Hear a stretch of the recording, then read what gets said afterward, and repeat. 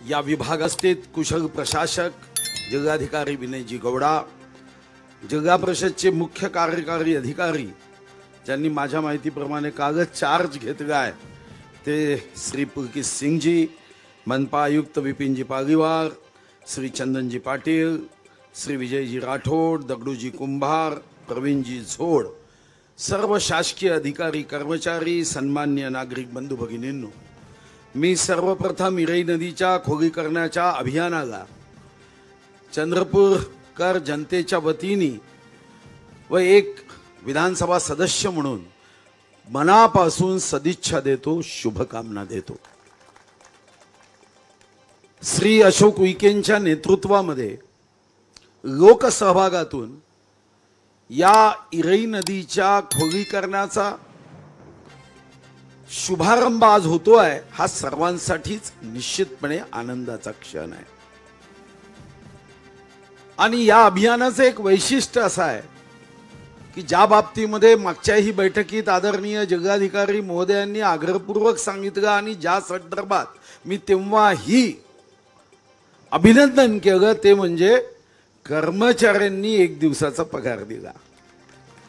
आणि मी तेव्हाच माननीय जिल्हाधिकारी महोदयांना म्हणालो की याचं कौतुक राज्य सरकारमध्ये निश्चित होईल की जर चंद्रपूर मधली ही सुरुवात जर महाराष्ट्रात सर्व कर्मचाऱ्यांनी मनात आणून केली तर महाराष्ट्रामध्ये चित्र बदलण्यामध्ये निश्चितपणे एक भाव येईल।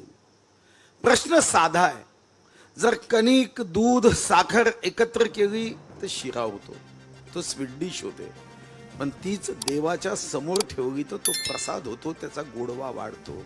पैसे तर येणार आहे, कोणत्या ना कोणत्या सोर्स मधून, स्तोत्रामधून पैसे येणार, पण जेव्हा त्याला लोकांचा सहभाग लागतो, कर्मचाऱ्यांचा सहभाग लागतो, आणि तेव्हाच खर तर मीही माझा 1 महिन्याचा पगार घोषित त्याच दिवशी केला की ज्या दिवशी हा कर्मचाऱ्यांनी दाखवलेला प्रतिसाद मला आनंददायी होता, कारण त्यामध्ये मग ते सुद्धा स्टेक होल्डर होतात।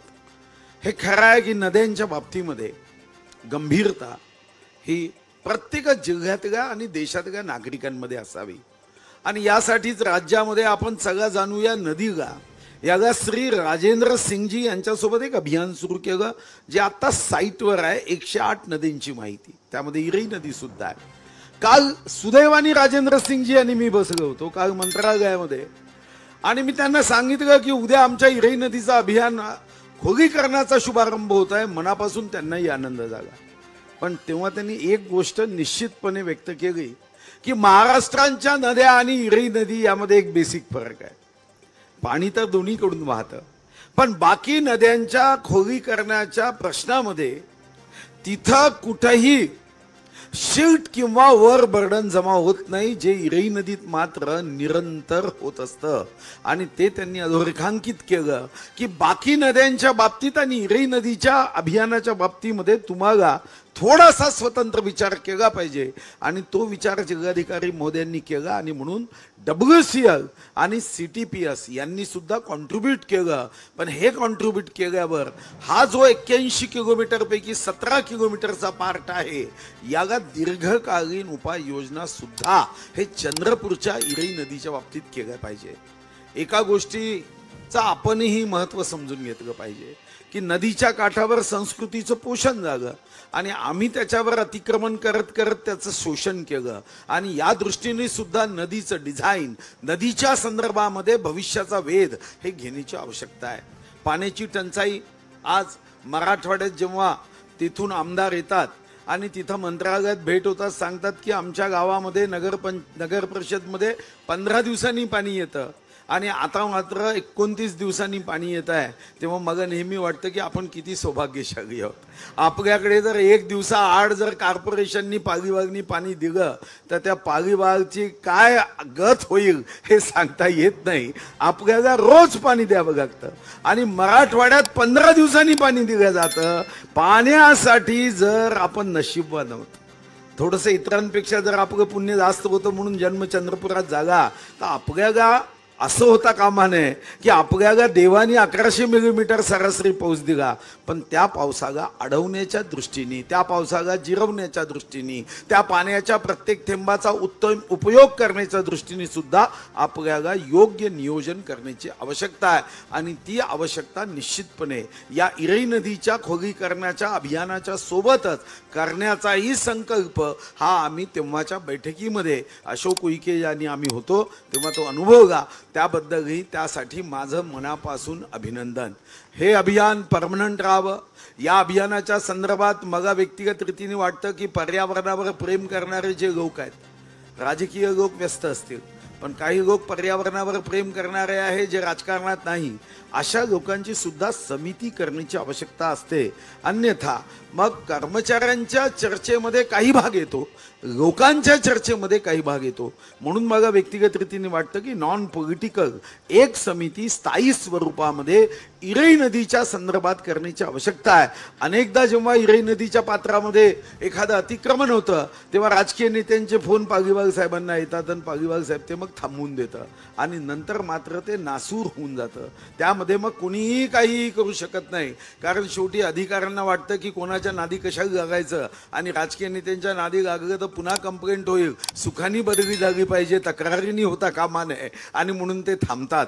मला वाटतं की यामध्ये सुद्धा स्थायी स्वरूपाची जर व्यवस्था झाल्या तर या व्यवस्थेतून आपल्याला आपली नदी ही तशीच निरंतर वाहणारी ठेवता येईल आणि ती वाहण्याच्या दृष्टीने आपल्याला प्रयत्न करता येईल. खरं तर काल माडाच्या संदर्भात जेव्हा माझी बैठक झाली, संजीव जयस्वाल साहेबांनी आम्ही बसलो. एक प्रपोजल मी पालकमंत्री असताना दिलं होतं राम झोग्यासोबत आणि ते म्हणजे रिव्हर फ्रंट. आणि काल त्या संदर्भात ही चर्चा झाली की आपल्या चंद्रपूरमध्ये एखादं उत्तम रिव्हर फ्रंट असावं जे साबरमतीला आहे, जे आपल्याला चंद्रपूरमध्येही करता येईल. चंद्रपूर नेहमीच प्रत्येक क्षेत्रात पुढे राहावं ही भावना आहे आणि मला विश्वास आहे की येणाऱ्या कालावधीमध्ये सरकार रिव्हर फ्रंटला ही मान्यता देईल, याबद्दल माझ्या मनात शंका नाही. पण आपलं चंद्रपूर हे सर्वात उत्तम व्हावं या दृष्टीने सर्वच जण प्रयत्नशील आहे. त्यामधला एक भाग आता इरई नदीच्या खोलीकरणाचा आहे. मी पुन्हा एकदा जिल्हाधिकारी, पालकमंत्री, त्यांचे सर्व सहकारी आणि विशेष करून कर्मचारी यांचं अभिनंदन करतो आणि मी या खोलीकरणाच्या कार्यक्रमाला शुभकामना देतो आणि जेव्हाही माझी मदत लागेल ती मी करेल. काल मी बावनकुळे साहेबांशी भेटलो आणि स्वतंत्र एक GR हा काढतो आहे, पण यामध्ये मला एक गोष्ट फक्त ॲडिशन केली पाहिजे की सरकारी कामाला जर रीती लागत असेल तर त्याला मात्र फुकट दिली पाहिजे, त्यामध्ये पैसे घेऊ नये. त्यामध्ये एकदा एक्झिक्युटिव्ह इंजिनियरसोबत चर्चा करून घ्यावी. पण मला व्यक्तिगत रीतीने वाटतं की यामध्ये नदीचं खोलीकरण हे जास्त महत्त्वाचं आहे. पैसे सरकारच्या तिजोरीत येणं हे महत्त्वाचं नाही, कारण तिजोरीत यावर्षी 10,000 कोटी आणण्यासाठी कमिटीचा चेअरमन मी आहे. मी 10,000 कोटी आणून देईल, चिंता करू नका. पण रेतीसाठी लोकांना त्रास देऊ नका. जे कोणी घरकुल वाग आहे त्यांना मोफत द्या. आणि ठीक आहे, एखादा व्यक्ती हा त्याला गरज आहे म्हणून झटके खात असेल तर झटके देऊ नका. आपण राज्याचं उत्पन्न कसं वाढवायचं आहे ती जबाबदारी मी घेतली आहे आणि ती मी पूर्ण करीन. पैशाची चिंता करू नका. धन्यवाद.